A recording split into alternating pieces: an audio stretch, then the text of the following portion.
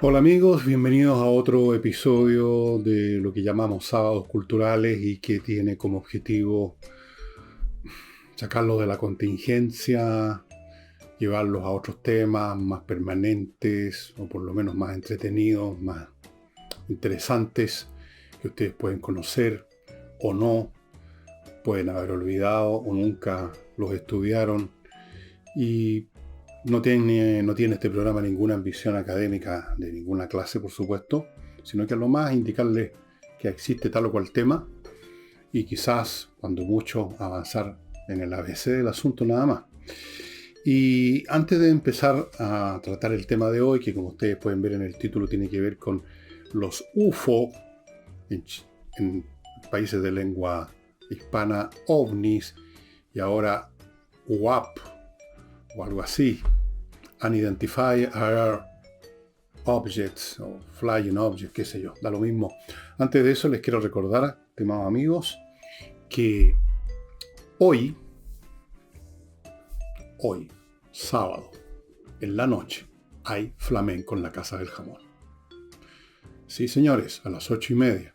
Así que si ustedes están viendo este programa relativamente temprano, en la mañana del sábado, todavía quizás tengan la opción de reservar una mesa y hacer una jornada de sábado nocturno distinta a las habituales, escuchando excelente música, viendo el baile y todo lo que significa el flamenco, bebiendo lo que quieran beber, comiendo, picando, súper cómodo en un ambiente muy protegido, muy cálido, muy agradable y con toda clase de facilidad a menos de una cuadra, media cuadra, cruzando de Tenderini por Agustina, hay un estacionamiento subterráneo donde usted ya ha dejado su vehículo con toda comodidad y seguridad. Sale cuando termine el espectáculo, cruza Agustina y ya está en el estacionamiento subterráneo, de manera tal que yo los invito a que participen. También mañana domingo hay flamenco, pero a las 2:30. Ese es un panorama de mediodía, no de mediodía, de almuerzo, llamémoslo así. Y, segunda cosa, Ignacio. La familia de Ignacio, este bebé con la atrofia muscular tipo 1, etcétera, necesitan y están esperando su ayuda. Lo hemos estado haciendo aquí ya hace meses y lo seguiremos haciendo todo el tiempo que sea preciso. Y es cuestión de hacer una transferencia, amigos. A mi derecha debieran estar saliendo los datos de la cuenta corriente del papá de Joaquín, para que ustedes se pongan con unas 2 lucas, 5, 10, 20. Ojalá todos los meses pueden poner una cantidad, pueden considerar esto como una de estas cuentas que uno paga todos los meses sin darle muchas vueltas. Y aquí estamos hablando de la vida de un bebé. Así que los invito a que se sumen. Y finalmente, mis libros. El último es Revolución, Autopsia de un Fracaso. El fracaso de este gobierno en llevar a cabo su revolución, aunque todavía cejan en hacerlo.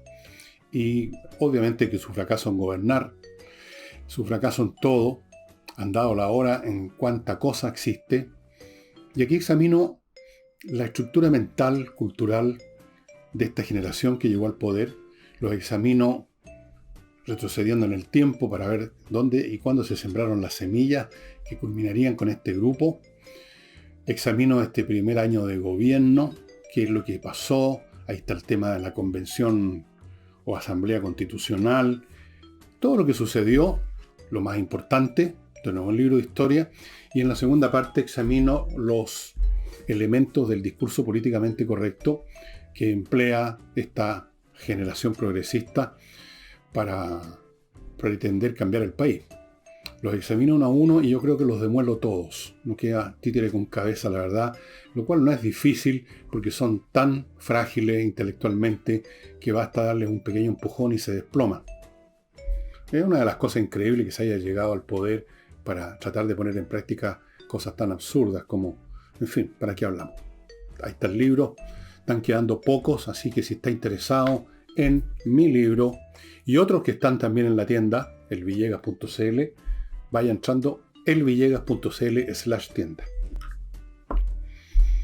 El tema UFO impajaritablemente suscita en una parte de la población chilena y mundial un gesto, un rictus de escepticismo y de burla y de ridículo para quienes, como dicen, creen, como si este fuera un tema de creencia. Eso es así desde hace mucho tiempo, desde el principio, casi desde el principio, y obedece a una política sistemáticamente puesta en vigor para que eso ocurriera, para ridiculizar, para neutralizar, para anular cualquier cosa, por toda clase de motivos. Y eso sucede año tras año, a pesar de que con el tiempo se ha ido juntando una tremenda cantidad de evidencias, que es, dicho sea de paso, el concepto que vamos a examinar hoy, hasta donde es posible en este programa, porque con el tema de los UFOs, de los ovnis, o de los como los llamen ahora, porque les cambian el nombre, pero es la misma cosa, cada vez que se hace una afirmación de que esto es un fenómeno real, entonces emerge gente diciendo ¿dónde está la evidencia? Vamos a examinar eso, pero primero vamos a lo que ha pasado en estas últimas semanas. Hace unos pocos días ocurrió algo que, como muy bien anotó el jueves Nicole Rodríguez, es un evento absolutamente nuevo, imprecedente, que nunca había ocurrido, y es que en una sesión formal de un comité del Congreso norteamericano, del Senado, con testigos bajo juramento, se dijeron cosas que para muchos fueron sorprendentes, para los que conocen el tema porque lo han seguido. Yo soy uno de ellos que lo ha seguido. Me gusta estudiar las cosas antes de pronunciar palabras. No hay ninguna novedad, pero para muchos quizás sí. Los testigos fueron David Grusch, que fue un oficial de inteligencia de la Fuerza Aérea Norteamericana, de alto nivel. Don Ryan Graves, la misma cosa, un hombre vinculado a la inteligencia al más alto nivel. Y David Fravor, que ya jubilado, no hace mucho, un hombre bastante joven, fue piloto de las Fuerzas Navales Norteamericanas y fue uno de los pilotos que en su avión de combate, un F-18 creo, eran 2 o 3 aviones, filmó, grabó en video unas imágenes que ustedes deben haber visto en el pasado reciente, y las pueden haber visto muchas veces, esos objetos que ellos detectan con sus visores, con sus cámaras, y que llevan a cabo maniobras absolutamente imposibles para un avión de fabricación humana, porque rompen todas las leyes de la aerodinámica e incluso leyes físicas más básicas, como es la ley de la inercia. Es decir, estamos hablando de objetos que están en un punto y se mueven de cero a una gran velocidad a otro punto, y luego, sin que actúe aparentemente la inercia, cambian en ángulo recto de dirección. Cosas absolutamente imposibles en ningún artefacto fabricado por el ser humano. Estos señores fueron los que estaban de testigos y contaron lo que ustedes pueden ver en YouTube. Están ahí las sesiones la sesión que se realizó, y se aportaron antecedentes, algunos ya conocidos y otros que no.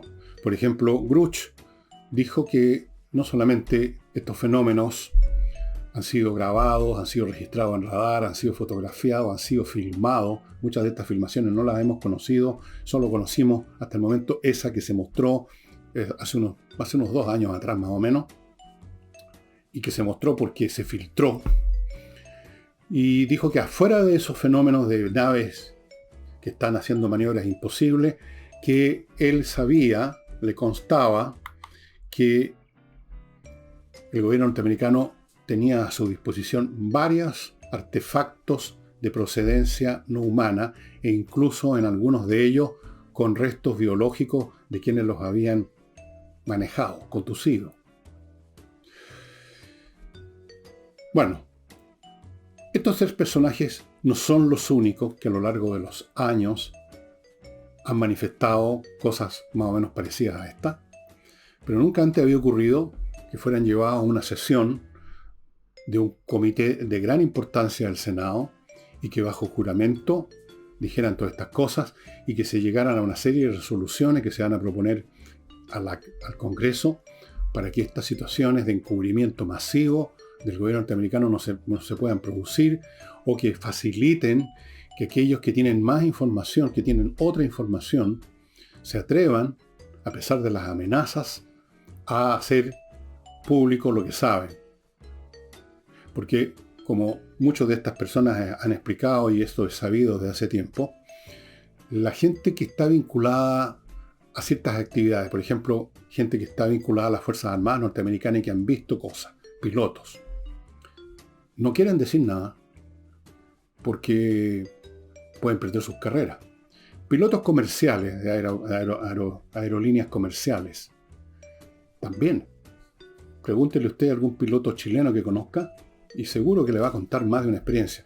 Pero no las hacen públicas porque pierden la pega, los consideran que están enfermos del mate y los consideran que no son mentalmente personas equilibradas y pierden sus carreras o pueden perderlas, pierden confianza de la autoridad, de la empresa, etc. Entonces, una de las disposiciones que está tomando el Congreso norteamericano, una de las proposiciones que van a surgir de esta sesión, es que se generen mecanismos de protección para los que cuenten esta historia. Pero esto de revelar la existencia de fenómenos absolutamente no humanos por la conducta de los objetos que se ven es cosa antigua, es cosa que ha estado siendo seguida y estudiada hace años.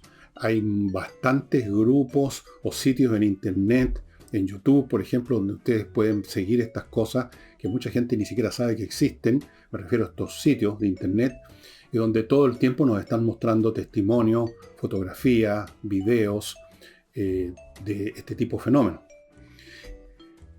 Y sin embargo, y a pesar de eso, ¿qué ocurre? Lo que vimos y que comenté hace un programa atrás, de que aparecen los científicos formales a los cuales la prensa va inmediatamente a interrogar a ver qué es lo que les parece esto, y los científicos que son muy temerosos de la opinión de sus colegas y que también, como los pilotos de los aviones, temen perder prestigio, temen ser ridiculizados, temen que se les considere que están gagadas, en fin. Entonces empiezan siempre a cantar la misma canción que todos la hemos escuchado 1.000.000 de veces. ¿Dónde están las evidencias? Muéstrenme evidencias. Y ese es el punto que quiero hacer a propósito de este fenómeno UFO, pero que se puede extender a toda clase de fenómenos o situaciones que vivimos los seres humanos en este mundo. ¿Qué es lo que es una evidencia? Esa evidencia que piden. Y esta es una palabra y un concepto que todo el mundo no lo examina, sino que lo toma como una evidencia, el concepto de evidencia. Evidencia suponen vagamente que es algo que no se puede refutar. Ok. ¿Será así? ¿Es evidencia algo que no se puede refutar? Y en todo caso, ¿qué es eso que no se puede refutar? ¿Cuál es esa evidencia que los científicos y otros, los escépticos, piden a grito? Ante eso uno podría responder, evidencia hay muchísimas, tanto estos videos, estos testimonios, pero ellos siguen insistiendo, no les parece que esa evidencia sea evidencia. Si usted es un testigo y dice que vio tal cosa, simplemente niegan que su testimonio sea una evidencia. Siempre hay muchas maneras de negar la realidad de una evidencia, pero vamos al punto, ya que se insiste tanto en esto, ¿dónde están las evidencias? Que yo creo que ahí sobran las evidencias, pero vamos a suponer que no sabemos qué es lo que es una evidencia. En primer lugar, como mínimo, diría yo que no como mínimo, hay 3 clases de, llamémoslo, evidencias. Aquello que es evidente, que es lo que es, como se está diciendo que es. Está la evidencia de la lógica. Le voy a poner un ejemplo muy simple que todos conocemos. Si yo hago el siguiente raciocinio. Todos los hombres son mortales. Yo soy un hombre, por lo tanto, soy mortal. Eso es absolutamente evidente, está en la naturaleza de la lógica de la proposición, y aunque lo negara todo el mundo, sigue siendo verdad. Es de evidencia lógica irrefutable. Usted no puede refutar eso. Luego tenemos la evidencia de la matemática. Por ejemplo, si usted estudió matemática, estudió, por ejemplo, la la geometría de Euclides, que es una de las primeras, si no la primera expresión formal y sistemática de la ciencia de las matemáticas, usted va a ver y ya conoce el procedimiento de raciocinio de las matemáticas, que consiste en derivar de un axioma una serie de conclusiones que son absolutamente lo que son, irrebatibles, aunque haya 3 billones de personas que lo niegan o que no lo entienden. Está en la naturaleza de la proposición matemática misma, que es correcta. Es como decir, olvidémonos de Euclides, 2 más 2 son 4. Eso es cierto, matemáticamente es una certeza indiscutible y necesariamente lo es, aunque llegue alguien diciendo, no, es que hay ciertas ocasiones que 2 más 2 no es 4. No, eso no es verdad. Desde el punto de vista matemático, eso es una certeza. Esas entonces son evidencias lógicas y evidencias matemáticas que se sostienen en sí mismas, en, por así decirlo, su propio cuerpo teórico. No pueden ser distintas. Pueden pasar los siglos y los milenios y siempre 2 más 2 va a ser 4. Y siempre todos los hombres somos mortales, son mortales, yo soy hombre, por lo tanto soy mortal. Eso va a seguir siendo válido hasta el fin de los tiempos. Pero ahora vamos a esta otra parte, a este tercer campo, que es donde empiezan los problemas. La evidencia empírica. Es decir, ¿qué es lo que es una evidencia para probar que es cierto una proposición que se refiere al mundo de los fenómenos que nos rodean?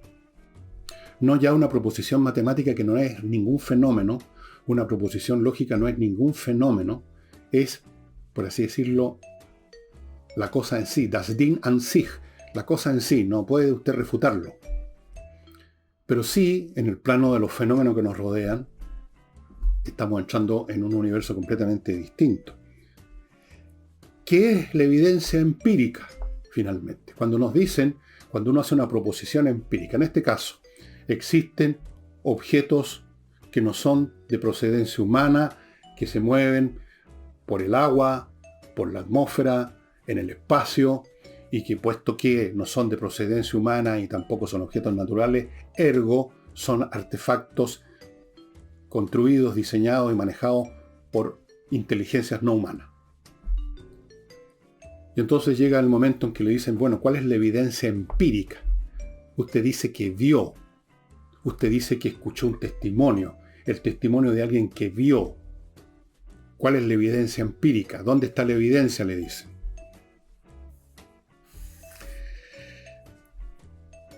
¿Cómo se materializa?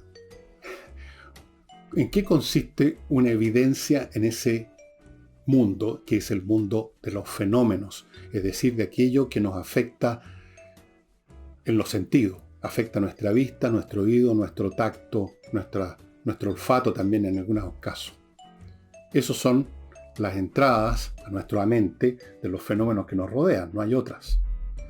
Tal vez en una de esas existen los poderes parapsicológicos, muy probable, pero podemos dejarlos por el momento de lado para no enredar más este programa. Pero antes de entrar a ver, bueno, en qué consistiría una evidencia empírica que deje tranquilo a estos científicos y a estas personas, permítanme hacerme cargo de mi primer bloque comercial, que lo inicio con este producto que con toda evidencia destruye los malos olores, estimados amigos. Este es un polvito que viene en este sobre, como de sopa, y usted lo mezcla con una cantidad de agua que está explicada aquí, no es mucha, y se convierte en una especie de sopa, una sopa bacteriológica. Se generan unas bacterias que destruyen las que producen el mal olor. O sea, usted vierte esto donde hay un mal olor y se acaba el mal olor porque estas bacterias destruyen a las que inician el proceso de descomposición que a su vez produce los malos olores.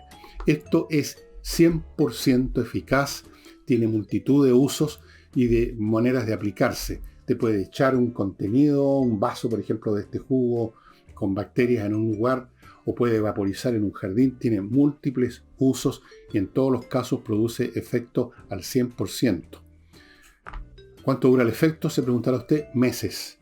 Y una vez que empieza a pasar el efecto porque estas bacterias se murieron, usted simplemente agarra otro sobre y repite la operación. Continúo con Kaizen Automotriz, donde en este mismo momento tengo el vehículo de una de mis hijas para que lo reparen. Esta es una automotriz, un garage muy especial. No solamente reparan, y lo reparan de maravilla, son expertos, sino que además hacen un trabajo que es la prevención. Usted lleva su automóvil que aparentemente no tiene ningún problema, o quizás escuchó un ruidito, alguna cosa que le parece rara, o no escuchó nada, pero igual es persona precavida, y ellos en ese garage hacen todo un estudio con un montón de aparatos electrónicos, sensores, más el conocimiento que tienen, y si hay algún problema lo descubren y lo curan antes que se convierta en una enfermedad mortal, digamos. Muy importante porque cuando se produce la enfermedad mortal uno queda empanado en cualquier parte. Uno no se queda empanado dentro de la casa, se queda empanado en un camino, en una calle, en una avenida, en una carretera. Llévelo a Kaizen Automotriz, que lo revisen, para que lo dejen tranquilo y si hay cualquier cosa se la reparen de inmediato. Se la reparen bien además. Ojo con eso, muy importante. Y termino este bloque con Higiena, una academia de música que ofrece clases online de un montón de instrumentos, teclados, piano, flauta dulce, traversa, guitarra acústica, guitarra eléctrica, contrabajo, batería, voz, ukelele, violín, montones de instrumentos online, lo más cómodo y lo más eficaz. Toda clase online es mucho más potente, se aprovecha mucho mejor que las clases presenciales, diría yo, porque uno está solo frente al computador, nadie jode, nadie molesta, uno no se desconcentra con nada y por lo tanto se le saca mucho más provecho a la clase. Pero si usted tiene alguna duda de si quiere aprender un instrumento o recordar un instrumento que aprendió hace tiempo a tocar y después se le olvidó, o si le convienen las clases así, pida una clase de demostración y se la van a dar gratis. Higiena, ahí están a mi derecha los datos. Bueno, tanto una proposición de que tal o cual cosa ocurre en el mundo, como la evidencia que después se pide, en los dos casos estamos hablando de la observación. Estamos observando. No conocemos el mundo, digamos, por inspiración divina normalmente, sino que a través de nuestros sentidos. Vemos cosas, oímos cosas, las vemos transcurrir en el tiempo, vemos que una pasa primero que la otra, puede ser que sea la causa o no, pero ese es otro tema.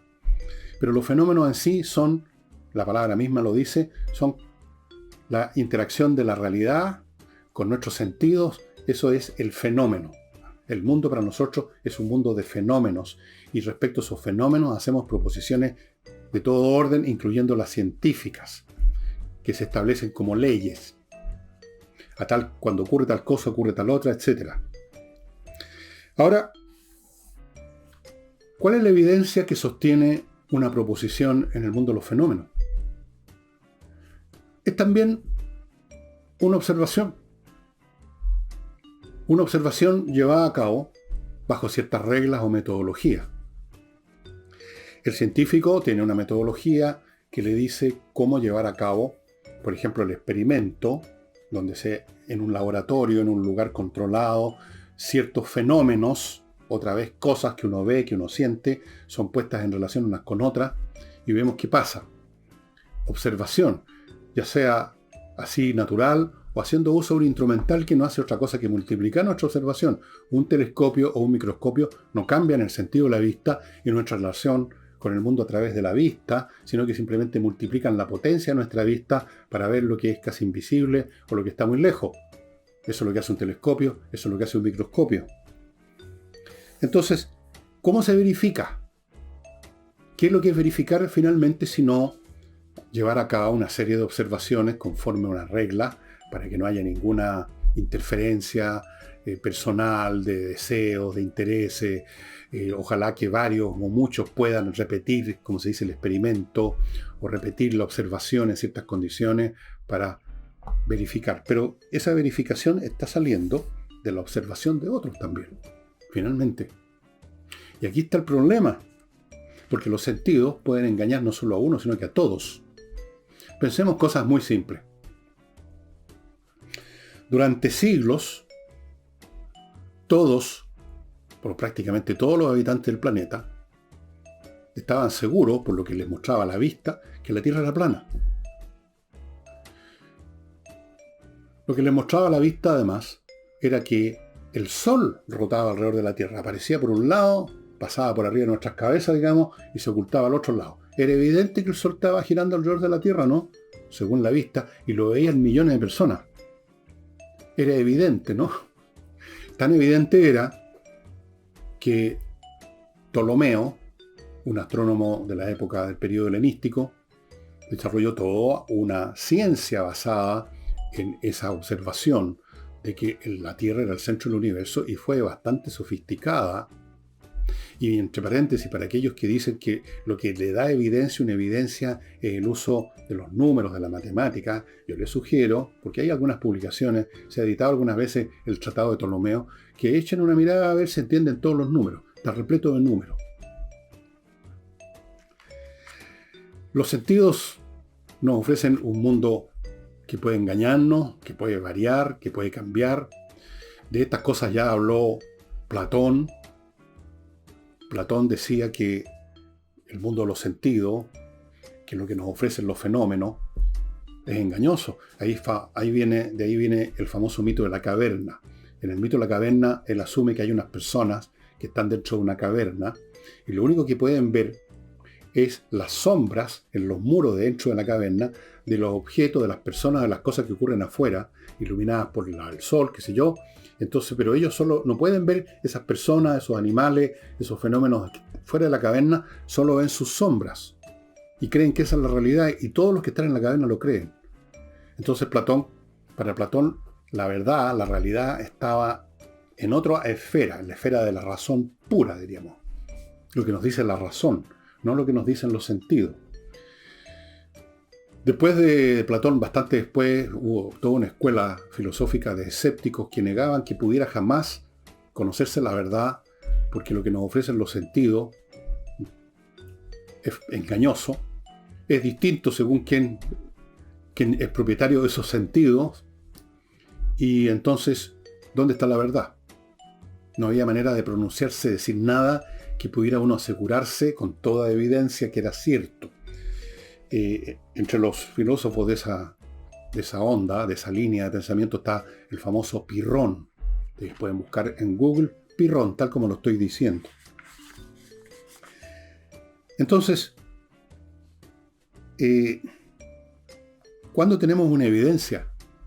¿Qué es lo que es una evidencia? ¿Cuándo consideramos que tal o cual hecho o observación es evidencia finalmente y deja establecido un punto? Hay que tener cuidado con esto, porque en la historia de la ciencia, la historia de la ciencia es la historia de las distintas teorías que sobre todo los ámbitos del ser han sido refutadas posteriormente por ser erróneas. Y cada una de esas teorías refutadas tenía también evidencias. En ese momento habían evidencias que el Sol giraba alrededor de la Tierra. Habían evidencias que la Tierra era plana. Entonces, junto con esas teorías fueron sepultadas sus evidencias. La historia de la ciencia es un cementerio de evidencias, estimados amigos. Y si vamos más al fondo del asunto, la ciencia, el verdadero científico, no es alguien que durante años estudió tal o cual geología, física, lo que sea, hizo estudios, años, esfuerzos, dificultades, obtuvo un conocimiento, con ello profesó, investigó y dio clases. Es un capital intelectual, y por Dios que cuesta deshacerse de un capital intelectual una vez que uno lo ha desarrollado. Por eso que dije yo, y no soy injusto, porque es cuestión de leer justamente la historia de la ciencia, la historia de las nuevas teorías, lo difícil que es convencer no a los legos, sino a los otros científicos, que quieren defender su feudo, es natural, es humano. El científico de verdad, y no meramente el tipo que se pavonea con una bata blanca y nos hace saber que él sabe más, que él es un científico y uno un pobre lego nada más, el verdadero científico jamás cree que posee la respuesta definitiva sobre ninguna cosa. Considera la teoría que está en un momento dado vigente como transitoria, como temporal, como lo que por el momento la ciencia, miren ustedes lo que voy a decir, cree sobre qué es la realidad. En la ciencia no hay certezas y por lo tanto no hay evidencias tampoco que sean indestructibles. Jamás se asume que posee la verdad, lo que significa que tampoco jamás asume que haya una evidencia definitiva. Y si no hay una evidencia definitiva, por la misma razón, al revés, pueden haber toda clase de evidencias. Solo si hay una evidencia definitiva, por default, toda otra presunta evidencia queda descartada. Si no es definitiva, significa que queda espacio para que otros hechos puedan llegar a ser el día de mañana evidencia de que las cosas eran distintas. Y yo, si tuviera más tiempo, podría entrar a detalles en la historia de la ciencia más moderna, poniéndoles ejemplos exactamente de eso. En un momento dado, un grupo de científicos tienen una evidencia, incluso formulada matemáticamente, de que las cosas son así. Y luego llega un aguafiestas y le dice que en realidad esa evidencia que ellos creían era evidencia de una cosa completamente distinta. El tema, por ejemplo, en física, sobre la naturaleza del tiempo y del espacio, tal como la planteó, por ejemplo, en su momento Isaac Newton, que fue un enorme salto hacia adelante en comparación con el pasado. Cómo eso cambió completamente con Einstein, y luego cómo han cambiado las cosas en la física con la teoría cuántica y otras versiones, variantes, donde ya las cosas se hacen bastante más flexibles y complicadas y menos rotundas de cómo era la física en el pasado. Si ustedes van retrocediendo en la máquina del tiempo, a ver qué pensaban los físicos en el año, por ejemplo, 1850, se van a encontrar con que era una ciencia mucho más segura de sí misma y absolutamente convencida que había llegado, por así decirlo, al fin de los tiempos. Y esto se ve no solo en la ciencia físico-matemática, sino que en toda clase de actividades intelectuales en que se pretende decir qué es, cómo es la realidad y qué es lo que va a ocurrir. En algún programa he puesto el ejemplo de este señor que escribió un libro un año antes de la Primera Guerra Mundial demostrando que no podía haber una guerra. Y lo hizo con toda clase de datos que eran evidencias. Para él, esos datos numéricos del grado de conexión comercial entre los países potencialmente beligerantes, así imposible una guerra, habían demostraciones, habían argumentos, y la realidad demostró que estaba todo equivocado. Un año antes, o dos, que los hermanos Wright llevaran a cabo el primer vuelo con una máquina más pesada que el aire, en 1905, si no me equivoco. Un señor, un científico, escribió un libro repleto de fórmulas y ecuaciones para demostrar que era imposible el vuelo de un artefacto más pesado que el aire. Cosa bien curiosa porque podía haber visto que los pájaros que son más pesados que el aire vuelan, pero él escribió un tratado y para él lo que dijo, las pruebas que dio eran evidencias. Entonces, ¿cuáles son las evidencias? ¿Dónde están las evidencias de cualquier cosa? ¿No hay evidencias, parece? ¿Qué es lo que es una evidencia en la práctica? Vamos a ver eso una vez que yo les cuente, amigos, de dos cositas más. Climo, la empresa chilena que instala la mejor climatización, eso es una evidencia absoluta. Yo lo he comprobado y muchos lo han comprobado. Hay cosas que, bueno, pero ya vamos a llegar a eso. La mejor climatización con una promoción ahora que consiste en que por cada artefacto que usted instale, a los 6 meses usted obtiene una mantención gratuita. 6 meses porque antes es absolutamente innecesario. Absolutamente innecesario. Incluso después de los 6 meses es innecesario. Lo he probado personalmente. No se pierda esta oportunidad y no olvide lo que se viene. Y de esto tenemos una evidencia de lo que está pasando en el hemisferio norte con un verano que está produciendo estragos como nunca antes se habían visto por el calentamiento global. Ese es otro tema de discusión de origen humano o de lo que está ocurriendo últimamente. Vean, ustedes estudien esto en internet, van a encontrar sitios donde se estudia el tema del Sol, qué es lo que está pasando en este momento con el Sol. Es un poco aterrador, pero tiene una actividad que no se había esperado, que no se había previsto. Bien, no sé, pero como sea, los calores espantosos que producen muertes, incendios. Así que prepárese ya ahora con la climatización de Mi Climo. Y termino con González y compañía, un buffet, amigos, de especialistas en temas penales. Son abogados penalistas. Si usted está involucrado de una manera o de otra en un tema penal, en un tema contemplado en el Código Penal, que es lo más grave, entonces más le vale ponerse en manos de especialistas, de abogados penalistas, no cualquier abogado, penalistas, y que además son penalistas conocidos en la plaza por su eficacia y han estado en casos súper morrocotudos que han salido en la televisión y han salido victoriosos, son súper buenos. Continúo entonces ahora. ¿Qué es lo que hay en evidencia entonces? ¿Cuándo podemos estar convencidos, porque para eso son las evidencias, de que la evidencia es evidente? ¿Cuándo podemos, digamos, sentirnos que estamos pisando un terreno sólido? ¿Cuándo podemos decir, pedimos evidencia, nos mostraron tal cosa y estoy conforme que esto es una evidencia? Usted dirá, bueno, pero eso es obvio. Es obvio. No, no es tan obvio. Dicho sea de paso, uno de los ejercicios intelectuales más interesantes y a veces más fructíferos es investigar, pensar un poquito en aquello que parece obvio. Ojo con aquello que parece obvio. Normalmente es una obviedad que no descansa en nada, que no tiene fundamento. O si lo tiene, es bueno ver en qué consiste.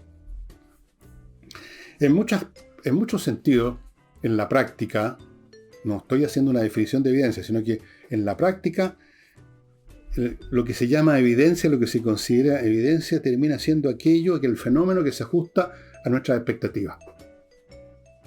Y así ha ocurrido, y ustedes lo pueden verificar estudiando un poco de historia de la ciencia, en muchas oportunidades.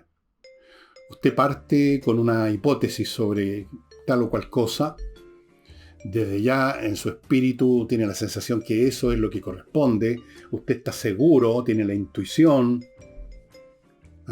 dice eureka, y aparece 1, 2 o 3 hechos que están en sintonía con lo que usted está previendo que debiera ocurrir si la cosa es así, así. Entonces inmediatamente usted queda conforme y dice, hay evidencia, estas son las evidencias. Y si convence a otros, se establece como una verdad revelada en ese momento, como lo que es, porque se ajustó a sus expectativas.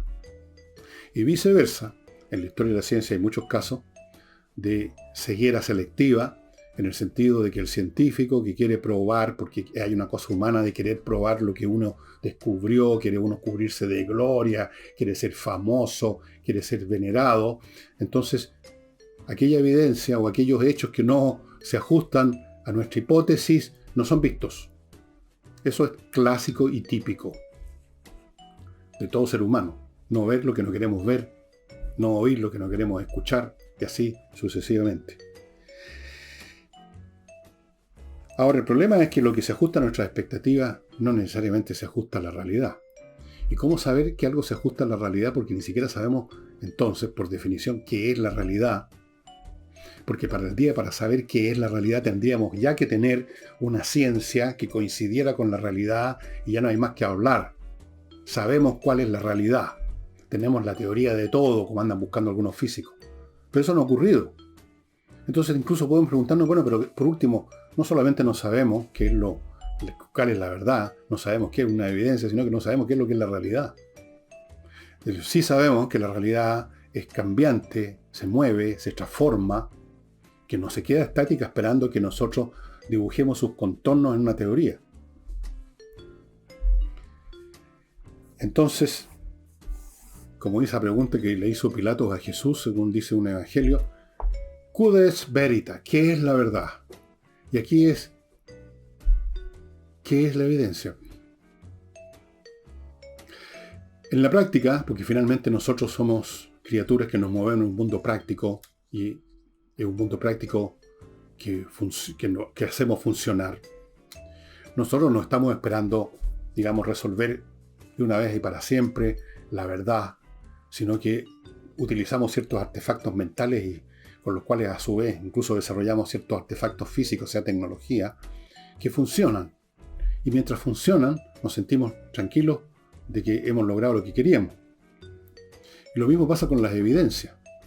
Pero ahí está el problema, que nos quedamos tranquilos con una evidencia que se ajusta a nuestras expectativas. Puede también ajustarse a la realidad. Podría ser, pero eso es lo que nunca sabemos. Porque el día de mañana aparece otra teoría que demuestra que nuestra evidencia era completamente falsa o que en realidad era evidencia de una cosa completamente distinta. Entonces volviendo al tema del UFO, me pregunto, ¿qué es lo que se tendría que presentársele a estos escépticos para que dijeran sí, esto es una evidencia? Para mí es una cuestión práctica. No es necesario entrar a profundizar en la naturaleza de la evidencia y decirse, en realidad no sabemos nada, no sabemos lo que es el mundo, no sabemos lo que es el ser, no sabemos lo que es evidencia, nos movemos en medio de tinieblas, simplemente dando unos manotazos de ciego y a veces le achuntamos y logramos funcionar en este mundo. Para mí, desde el punto de vista práctico, es decir, bueno, no estamos ya en la época de Ptolomeo, el promedio de la gente tiene un poco más de conocimiento y pispa mejor que la gente de la Edad Media o de la época de Ptolomeo, y por lo tanto tengo más confianza en lo que me dicen, o sea, además personas que son de alto nivel, lo que me dice una persona que trabajó en la inteligencia, la naval, lo que me dice un piloto de aviación, lo que me dice un técnico en radar, y lo que me dicen otros y otros y otros y otros, y se multiplican lo que me cuentan o lo que dicen esas personas, a las cuales yo sé que tienen un cierto nivel de inteligencia, conocimiento, de experiencia, y esa suma de cantidad y de calidad me da una momentánea evidencia de que el fenómeno es real. Pero si yo no quisiera aceptar esto por los motivos básicamente psicológicos, cualquiera, evidentemente que yo puedo estar negando hasta el día del fin del mundo cualquier cosa que se me presente, porque siempre puedo encontrar una refutación y decir esto no es suficiente evidencia. Sí, claro, era un técnico en radar y el otro era un hombre de inteligencia, pero a lo mejor están mintiendo. O a lo mejor están confabulados en un plan para engañar a la gente por algún motivo. Puede ser, todo puede ser. Todo puede ser. Entonces no hay forma de convencerlo. Llevándoles el cuerpo de un extraterrestre quizá.